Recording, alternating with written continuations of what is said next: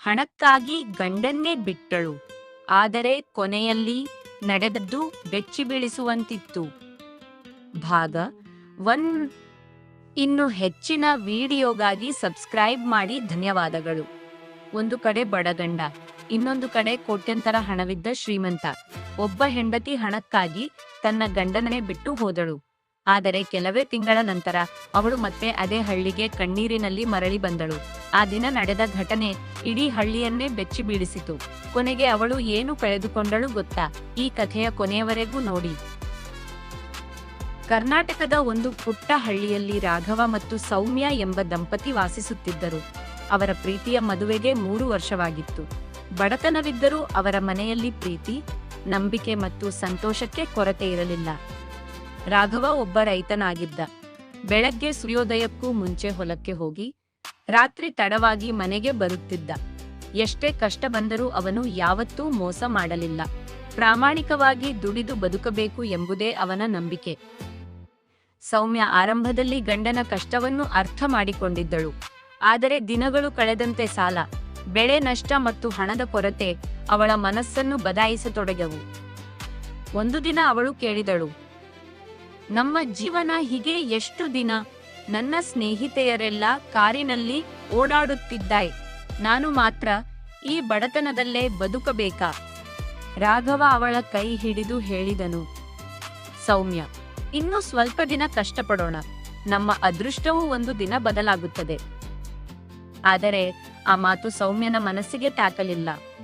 ಕೆಲವು ದಿನಗಳ ನಂತರ ನಗರದಿಂದ ವಿಕ್ರಮ್ ಎಂಬ ಶ್ರೀಮಂತ ಉದ್ಯಮಿ ಹಳ್ಳಿಗೆ ಬಂದನು. ದುಬಾರಿ ಕಾರು, ಐಷಾರಾಮಿ ಜೀವನ, ದುಬಾರಿ ಬಟ್ಟೆ ಮತ್ತು ಹಣದ ಆಡಂಬರ ಎಲ್ಲರ ಗಮನ ಸೆಳೆಯಿತು.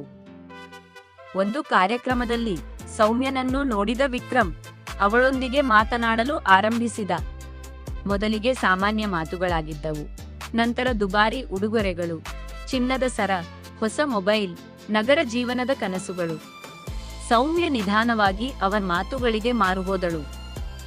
ಒಂದು ದಿನ ವಿಕ್ರಮ್ ನೇರವಾಗಿ ಹೇಳಿದನು, ನಿನ್ನಂತಹ ಸುಂದರ ಹುಡುಗಿ ಈ ಬಡತನದಲ್ಲಿ ಇರಬಾರದು. ನನ್ನ ಜೊತೆ ಬಾ, ರಾಣಿಯಂತೆ ಬದುಕಿಸುತ್ತೇನೆ. ಆ ಮಾತು ಸೌಮ್ಯನ ಮನಸ್ಸಿನಲ್ಲಿ ಆಳವಾಗಿ ಉಳಿಯಿತು. ಆ ರಾತ್ರಿ ರಾಘವ ಸಂತೋಷದಿಂದ ಮನೆಗೆ ಬಂದ. ಸೌಮ್ಯ, ನಮ್ಮ ಹೊಲಕ್ಕೆ ನೀರು ಬರುತ್ತದೆ. ಈ ಬಾರಿ ಬೆಳೆ ಚೆನ್ನಾಗಿರುತ್ತದೆ. ನಮ್ಮ ಎಲ್ಲಾ ಸಾಲ ತೀರ್ಬಿಡುತ್ತದೆ. ಆದರೆ ಸೌಮ್ಯನ ಮುಖದಲ್ಲಿ ಸಂತೋಷವೇ ಇರಲಿಲ್ಲ. ಅವಳು ನಿಧಾನವಾಗಿ ಹೇಳಿದಳು, ನನಗೆ ಈ ಬಡತನ ಸಾಕಾಗಿದೆ. ನಾನು ಕನಸು ಕಂಡ ಜೀವನ ಇದು ಅಲ್ಲ. ರಾಘವನ ಹೃದಯ ಒಡೆದು ಹೋಯಿತು. ನೀನು ನನ್ನನ್ನು ಬಿಟ್ಟು ಹೋಗುತ್ತೀಯಾ ಎಂದು ನಡುಗುವ ಧ್ವನಿಯಲ್ಲಿ ಕೇಳಿದ. ಸೌಮ್ಯ ಉತ್ತರ ಕೊಡಲಿಲ್ಲ. ಮರುದಿನ ಬೆಳಿಗ್ಗೆ ರಾಘವ ಹೊಲದಿನ ಮನೆಗೆ ಬಂದಾಗ ಮನೆಯ ಬಾಗಿಲು ತೆರೆದಿತ್ತು. ಒಳಗೆ ಹೋದಾಗ ಮೇಜಿನ ಮೇಲೆ ಮದುವೆಯ ತಾಳಿ ಮತ್ತು ಒಂದು ಪತ್ರ ಮಾತ್ರ ಇತ್ತು. ಆ ಪತ್ರದಲ್ಲಿ ಹೀಗೆ ಬರೆಯಲಾಗಿತ್ತು, ನನ್ನನ್ನು ಹುಡುಕಬೇಡಿ. ನಾನು ನನ್ನ ಹೊಸ ಜೀವನವನ್ನು ಆಯ್ಕೆ ಮಾಡಿಕೊಂಡಿದ್ದೇನೆ. ಹಣವಿಲ್ಲ ಪ್ರೀತಿಯಿಂದ ಜೀವನ ಸಾಗುವುದಿಲ್ಲ. ಆ ಪತ್ರ ಓದಿದ ರಾಘವ ನೆಲದ ಮೇಲೆ ಕುಸಿದು ಬಿಟ್ಟ. ಅವನ ಕಣ್ಣೀರು ನಿಲ್ಲಲೇ ಇಲ್ಲ. ಅದೇ ಸಮಯದಲ್ಲಿ ಹಳ್ಳಿಯ ಹಿರಿಯ ರಾಮಣ್ಣ ಅವನ ಮನೆಗೆ ಬಂದರು. ಅವರು ನಿಧಾನವಾಗಿ ಹೇಳಿದರು, ರಾಘವ, ಅಳಬೇಡ. ನಿನ್ನ ತಂದೆ ಸಾಯುವ ಮುಂಚೆ ನನಗೆ ಒಂದು ದೊಡ್ಡ ರಹಸ್ಯ ಹೇಳಿದ್ದರು. ಇಂದು ಆ ರಹಸ್ಯ ಹೇಳುವ ಸಮಯ ಬಂದಿದೆ. ರಾಘವ ಆಶ್ಚರ್ಯದಿಂದ ಅವರತ್ತ ನೋಡಿದ. ಯಾವ ರಹಸ್ಯ? ರಾಮಣ್ಣ ತಮ್ಮ ಹಳೆಯ ಚೀಲದಿಂದ ಒಂದು ಲಕೋಟೆ ತೆಗೆದು ರಾಘವನ ಕೈಗೆ ಕೊಟ್ಟರು. ಈ ಲಕೋಟೆ ನಿನ್ನ ಜೀವನವನ್ನೇ ಬದಲಾಯಿಸಬಹುದು. ರಾಘವ ನಡುಗುವ ಕೈಗಳಿಂದ ಆ ಲಕೋಟೆ ತೆರೆದ. ಒಳಗೆ ಇದ್ದದ್ದು ನೋಡಿ ಅವನ ಕಣ್ಣುಗಳು ದೊಡ್ಡದಾದವು. ಆ ಲಕೋಟೆಯಲ್ಲಿ ಏನಿತ್ತು? ರಾಘವನ ಜೀವನ ಹೇಗೆ ಬದಲಾಯಿತು? ಸೌಮ್ಯ ಮತ್ತೆ ಮರಳಿ ಬರುತ್ತಾಳಾ? ಇದರ ರೋಚಕ ಉತ್ತರ ಭಾಗ 2ರಲ್ಲಿ.